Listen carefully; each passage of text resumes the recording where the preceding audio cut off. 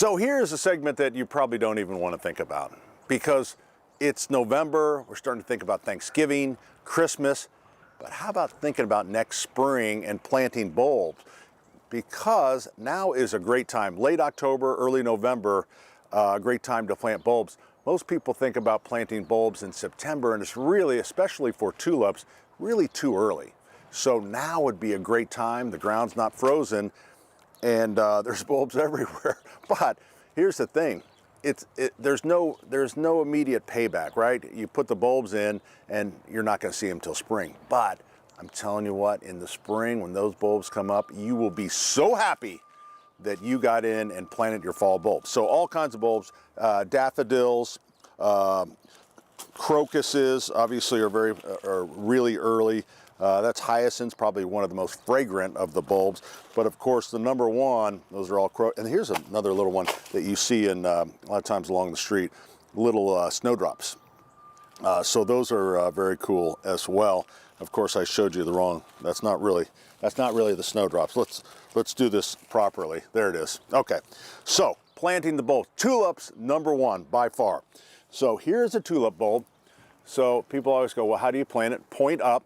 Sometimes when you get a bulb and you can't tell, lay it on its side. Trust me, it'll make its way to the top. But point up. You look at the size and the about 2 to 3 times the depth of the bulb. So if this, let's just say it's 1 inch, you would put it 3 inches in the ground. That's more than 1 inch. So I'm going to plant these probably about 6 inches. So you can get an auger like this, which on the drill, and you hope you don't hit the sprinkler line or anything like that. Go slow, pull it back up, because if not, it'll break your elbows. So you kind of keep pulling the dirt up. Now, and you just drop that baby right in there, and it gets kind of caught, push it down in. So that's okay. This, we've been selling these since I was a kid, and I don't think it's so much work, unless it's really soft.